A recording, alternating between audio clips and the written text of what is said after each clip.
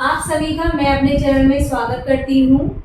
और आपसे एक निवेदन है, यदि आपने पिछली वीडियो नहीं देखी है तो आप उन्हें जाकर अवश्य देखिएगा, क्योंकि आपको तभी समझ में आएगा कि नाथ साहित्य से पहले जो हमने पढ़ा है सिद्ध साहित्य, और सिद्ध साहित्य की उससे पहले विशेषताएं हैं ना, सिद्ध साहित्य होता क्या है और सिद्ध साहित्य में कौन कौन से कवि थे, उनकी क्या मतलब सन थी, उन्होंने कौन कौन सी रचनाएं लिखी, तो ये सब आपको मेरी पिछली वीडियो में मिल जाएगा। अब बात करते हैं आगे। अब हमारा आता है आपका नाथ साहित्य।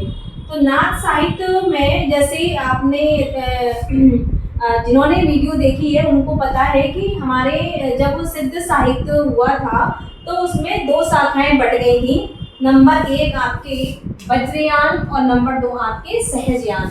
तो वज्रयान जो शाखा थी वो आपकी क्या कहलाई, वो शाखा जो थी आपकी सिद्ध संप्रदाय जो थी वो कहलाई, और जो सहजयान शाखा थी उसे नाथ संप्रदाय के नाम से जाना जाने लगा। ठीक है। अब इसके बाद बात आती है कि इसमें नाथ साहित्य के जो गुरु थे वो आपके कौन थे, गुरु गोरखनाथ। कौन थे गुरु गोरखनाथ थे। और इनका जो नाथ साहित्य का जो समय था वो आपके 12वीं से 14वीं सदी तक माना जाता है। और सबसे मुख्य बात, ये नाथ में कहते हैं कि 9 नाथ, इनकी 9 जो थे इनके साथी थे, और 9 लोगों ने मिलकर इस संस्था का निर्माण किया था।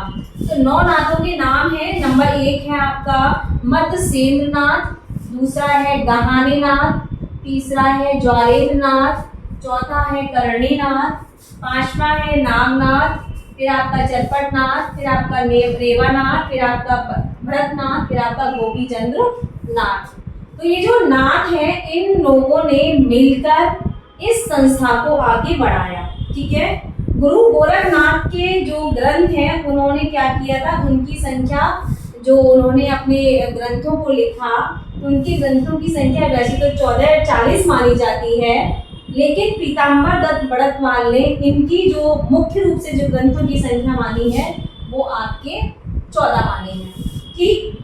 अब इनका जो भी इनके जो ग्रंथ लिखे थे वो एक पुस्तक के रूप में संकलित हो गए थे, और जिसका नाम है आपका गोरखबानी। ठीक है। तो ये क्वेश्चन आ सकता है आपसे कि गोरखबानी जो थी वो किसके ग्रंथों का संकलन था, तो गुरु गोरखनाथ के ग्रंथों का संकलन था, है ना। और उसमें किसके ग्रंथ थे, तो ये भी आपको पता होना चाहिए, उसमें गुरु गोरखनाथ के ग्रंथ समाहित थे। ठीक है। अब इसी का आगे चलते हैं कि इन्होंने अपने नाथ साहित्य में किन किन विशेषताओं को वरीयता दी। ठीक। सबसे पहले इन्होंने माना ईश्वर को शून्य, यानी कि ये ईश्वर को नहीं मानते थे। इनका मानना था कि ईश्वर कुछ भी नहीं होता है, जो भी कुछ होता है वो सब यहाँ जो हमें दिख रहा है वही है, ये ईश्वर को नहीं मानते थे। सेकंड बात आती है शैव मत की महिमा। ये मतलब शिव जी वो कहते हैं ना कि एक हमने परंपरा बना ली, एक हमने आडंबर ओढ़ लिया कि हमें इसी को मानना है, हम उसके आगे नहीं चलेंगे। तो ये शैव मत की महिमा का गुणगान करते थे। और तीसरा है वैराग्य से मुक्ति। ये कहते हैं कि वैराग्य व्यक्ति जो होता है उसी को मुक्ति मिल सकती है, अन्यथा किसी दूसरे व्यक्ति को नहीं मिल सकती।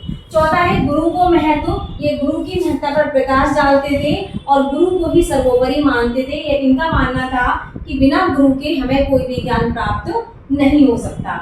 और अगली बात आती है, ये नारी से दूर रहने की शिक्षा देते थे, कि ये कहते थे कि नारी से हमें दूर रहना है, नारी का हमें कोई भी उपभोग किसी प्रकार का नहीं करना है।